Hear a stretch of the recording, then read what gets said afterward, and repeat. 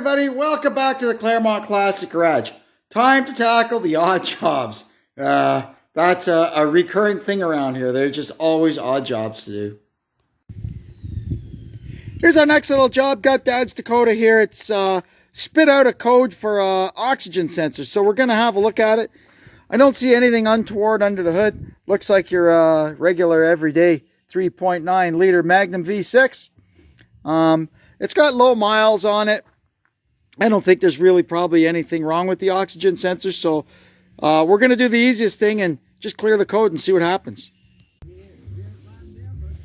It wants to know what car it is. New vehicle!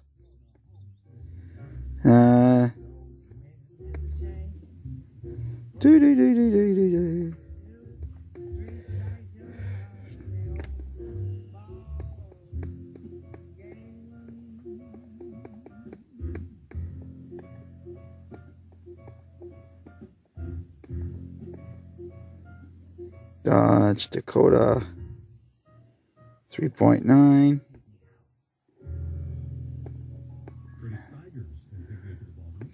Yes. Okay, so exhaust leak present in the exhaust manifold or exhaust pipes. O2 element is fuel contaminated. Very interesting. So what we're going to do is go to the Dodge OEM Enhanced and see what that says. Very interesting. That's telling me a whole different thing. So we're just going to clear everything.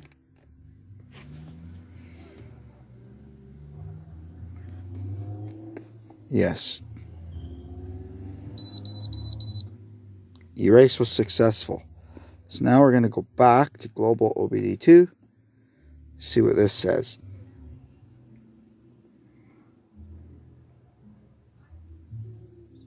And if any of this stuff comes back, then we'll have to get into it a little deeper and see if we can figure out what's happening. Let's see. So let's get rid of that one.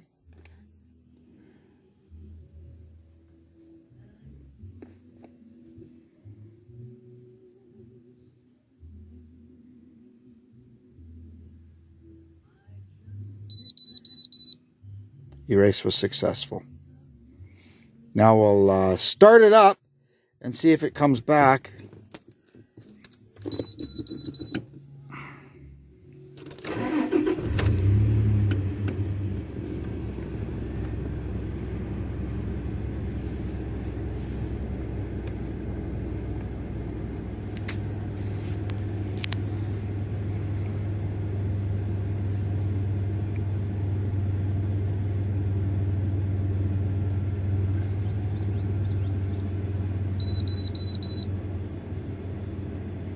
All right, so far so good. When you reset the code, of course, it resets the monitors, so it'll take a couple of drive cycles for those to all go back green. But anyway, now what I'm going to do is give it a charging system test because he was complaining about some funny business with that.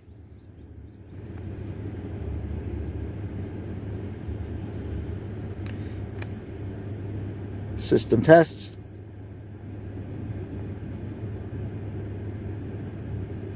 Doesn't seem to want to do it on this. Oh, here we go. Battery alternator monitor. Battery monitor. Let's go.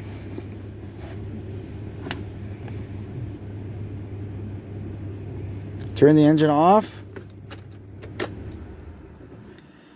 Turn the key to the on position. Turn off all lights and accessories. Press thing to continue.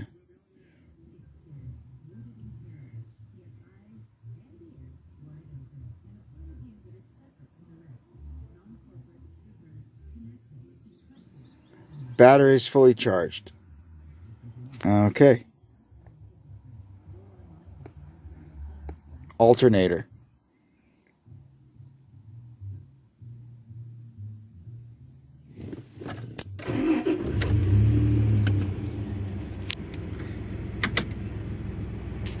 Okay, so we've done what it told us to do. Engine running, headlights on. Continue.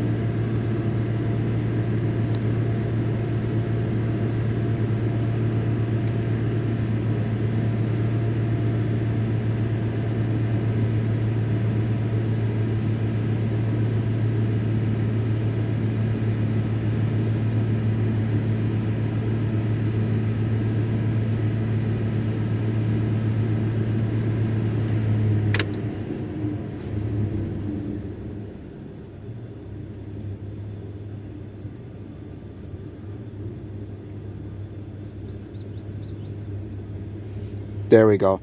That all seems good. This truck, it sits around a lot and it goes out on a lot of short hops. So he drove it up here to my place today, so that probably did it some good. And then further, now that I've got all the codes cleared, I'm going to recommend he does what we call in our family an Uncle Gord tune-up, which is just taking it out for a good run for an hour or so, and that will usually cure a lot of ills. Anyway, I think that's all for this little truck for now. Well, here's the next thing we have to deal with. My workbench, I'm terrible. I just throw stuff in the pile here. Yeah, this is my I'll get to it pile. Well, it was about this tall, and so I've started sorting it out. This is stuff over here on top of the dog crate that we're going to be dealing with in the immediate future. And then a lot of this stuff is just stuff that needs to be put away. So we're going to go ahead and put it away. And I always tell myself, my leftover nut and bolt can, when that gets full, I'm going to empty it right away. And every time I say that, I end up with 1, 2, 3, 4 of them. So that'll take a while to sort through all that crap. But first I got to deal with all this so I can get at these drawers back here to put the stuff away. Oh boy. Well, it looks like all I've done is make a bigger mess, but I am actually making progress. I've gone all through this stuff one time, and I've got it sorted out. I've got some kind of subcategories. Right now, what I got to do is tidy up all this stuff I've separated out on the bench, and then we could start going through these bins. Oh, boy. Well, this is it here. We're down to the nitty-gritty. All I've got left is threaded fasteners and washers to sort out. So what I'll do first is I'm going to pick out, I'll get all the bolts out, all the screws out, and I'll put all the nuts and washers in a separate bucket, and we'll kind of thin it out that way and get everything all put away. Now we're making it through. Here's the last pile of stuff I have to sort through, and that is our inch size, our SAE bolts. I got all my metric stuff sorted out and put away. This is something that I've had to do in the last few years. I never had this stuff. But now it started with my racing. I had to get a selection of metric bolts. So as I took cars apart and whatnot, I got the bolts all sorted out by size. So when I'm doing stuff, I've got metric bolts. This here is all my inch stuff and hardware, like, you know, cotter pins. And although I can, like these cotter pins now, these can all get out of these drawers and measured and go into here, because now I've got a cotter pin assortment that I got at the auction. And what do we got over here? These two bins are hardware specifically for my Ford tractors. There's a lot of oddball bolts and fittings and little doodads and stuff that belong to them. And there in the corner is all my electrical and brass fittings. You have to stay organized. I could not survive if all this stuff that I had was just sitting in buckets somewhere, and every time I needed one friggin' 1/8 pipe street elbow, I had to dump a bucket of stuff all over the floor. It's just too frustrating. It has taken me hours and hours and hours and hours and hours to sort this stuff all out. But over the years, you know, I didn't do it in one day. But at least now when I'm doing stuff, I can find stuff. Even Deb, I could say it's all in alphabetical order. The bolts are sorted numerically. I can tell Deb, get me a 5/16 flat washer. Get me a 1/8 cotter pin. And she can come over here and she can find the stuff, right? So I don't have to keep coming out from under the car or whatever it is that I'm doing. Well, that took a while, but our workbench is actually ready for work. There's some storms kind of floating around today. Right now it's sunny and it's raining. You never know what'll happen around here. Okay, now we really need to start on the odd job pile. It's a little out of control. This is all the stuff that was sitting on the end of my workbench here. I've got it a little more organized now, so we're going to get to work getting some of this stuff sorted out. First, I got to deal with some grinders. This one here is an old one that I've had for a long time. It's just a cheap JobMate one, and the switch is gone on it. Every now and then it would not work when you turn the switch on, and then it got to where it was more and more and more often that it wouldn't work. So it was completely dead. I bet you if I plug it in now, it'll work. Well, I think I found the problem, and it's not the switch. Something has fallen on it and cut the wire on the plug. Huh. So I might just go up to Canadian Tire and buy a new cord for this, and maybe we can make it work again. Well, let's see what happens here. I threw a Hail Mary at this, did a repair job on the cord. Let's see what happens. Is she going to work? She going to work? Hey! That's awesome. Okay, back in service. Now here's these two I got at the auction. This one is a Mastercraft 5 ampere. Let's see if it's going to work. I don't like how it has this goofy switch on the back end of it, but I guess that kind of keeps the switch out of harm's way, doesn't it? Let's see what happens.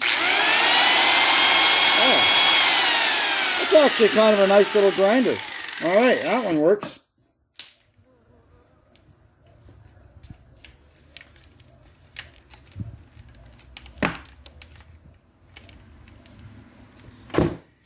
Okay, and now this one here is a Skill. The people that brought us the Skill saw. All right, let's see if this one works. Yep, good. I got these two grinders for peanuts at the auction, so we'll just keep them. I think I'm going to take one and put it in the basement. You shouldn't be using an angle grinder in the house, but I wouldn't be grinding metal in the house because my house is made out of wood. But for cutting cement and stuff, I think I'm going to put this Skill one in the house. And this little Mastercraft one, I'm just going to throw it in my angle grinder drawer as a spare unit.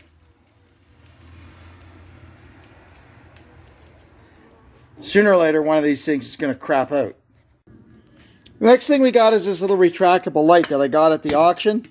First, I guess I should see if it works. Let's see. Oh, look at that. It works. Okay.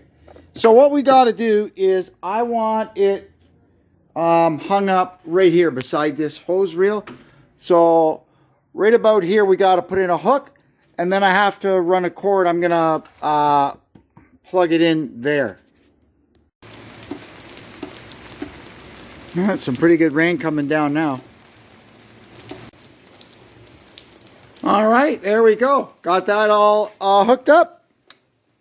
Works. So now sometimes I got a car backed in here and I'm working around and I need a light. Or even if it's driven in and I got to see up underneath the back of it. There we go. We've got another retractable light. You can never have too many of them. This here is the stone dresser for one of my bench grinders. And well, look at that. It fell apart. So I'm going to see if I can get all the pieces back in there. It looks like it just had a bolt or something through there. So we'll figure out what we got to do to get this thing back together. There we go. And it's back on the grinder where it belongs. Here's what we're up against next. We got this old sledgehammer here. And the handle is kind of banged up. So we got this big piece of super heavy duty shrink wrap, and we're going to heat it up and shrink it onto it and see if we can get a little more life out of this thing.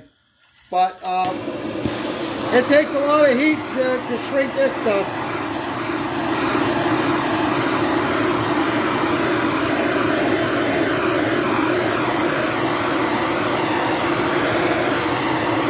There we go.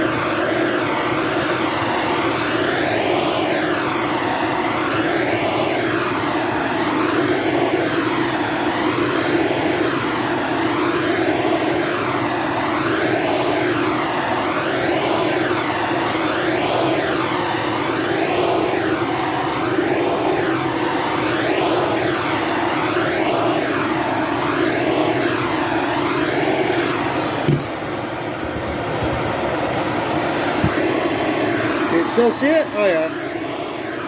There.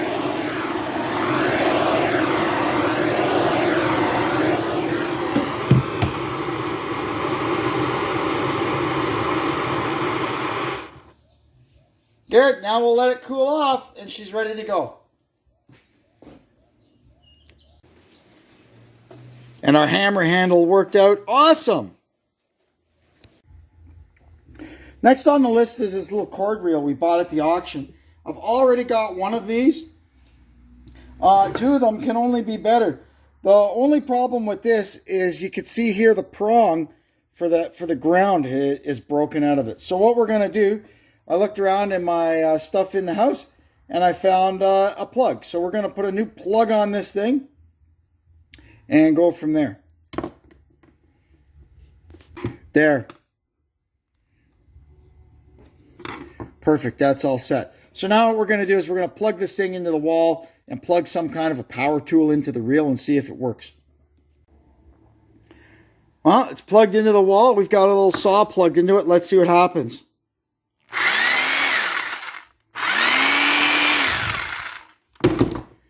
Right on, I'd say she works. Another job well done.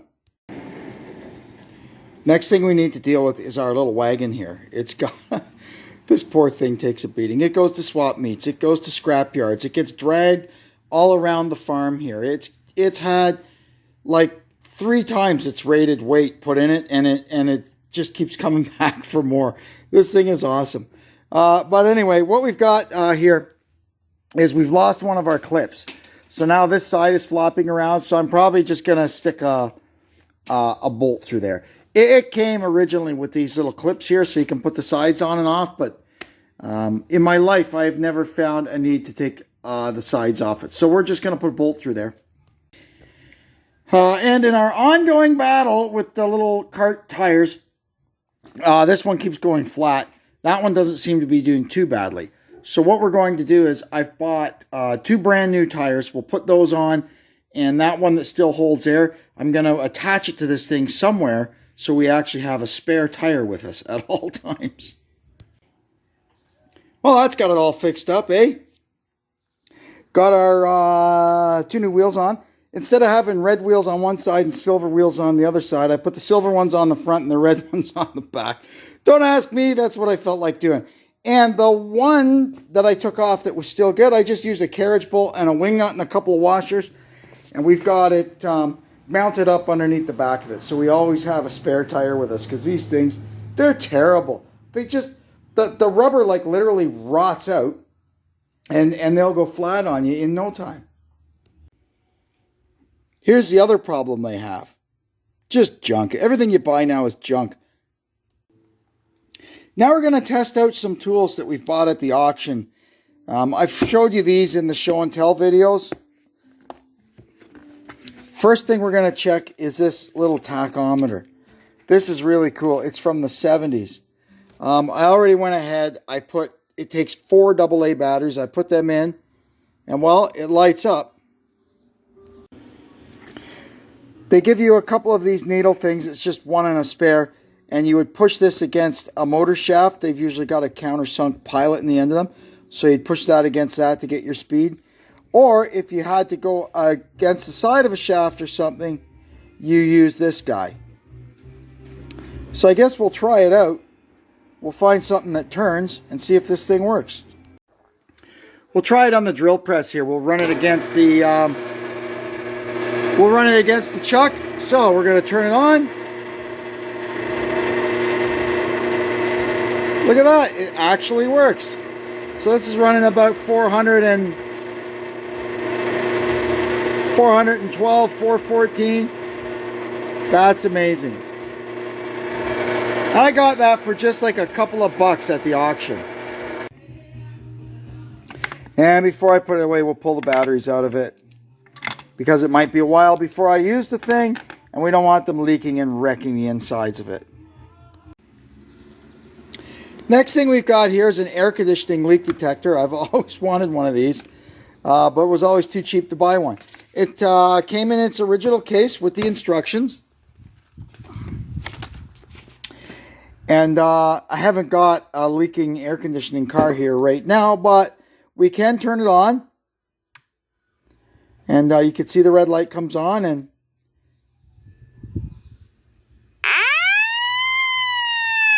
so let's see. And there we go. Well, yep. There. That's set to work. So I would say that this thing works. And next time we're working on the air conditioning on a car, we'll try it out. In the meantime, like the little tachometer, we're going to take the batteries out of it so they don't leak. I haven't seen batteries like this in years. Do they still even make batteries like this? Anyway, we'll take them out. That way we know they're not going to start leaking and wreck our tool. Last thing is this Vacutector, which can be used to detect vacuum leaks and any other. It basically detects ultrasonic vibrations. So I'm not quite sure if it's going to work or not, but it turns on, and there seems to be two units here. So I have to do a little reading. I've got the manual, and see if I can figure out what the heck this thing does. This actually had a good battery in it, so it said to turn it on and put it up to about halfway. So I've done that. And now we've got the probe here, and I'm going to make a vacuum leak across the probe, and we'll see what happens.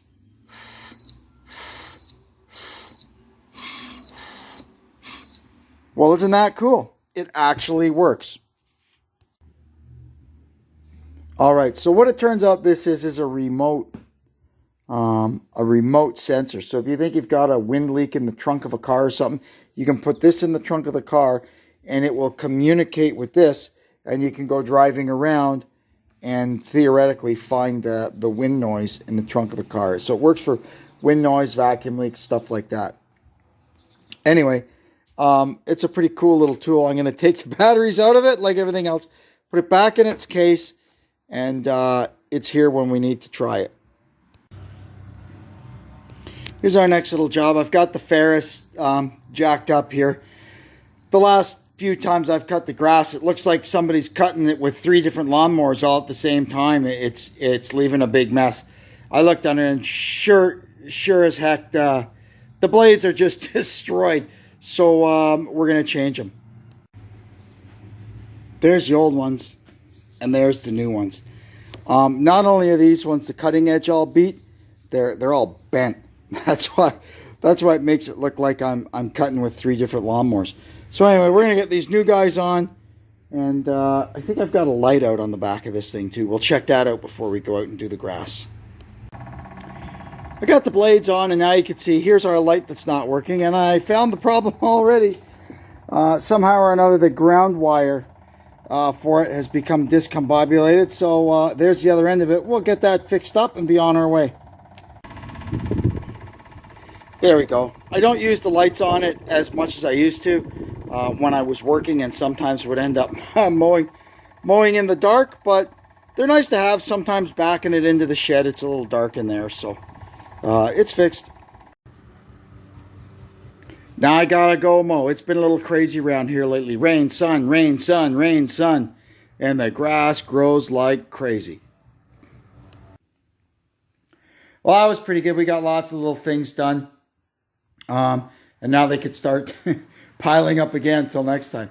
Anyway, I'd like to thank you for coming to visit with us today. Hope you'll come back and see us again soon. And until then, I'm Kevin saying so long from the Claremont Classic Garage.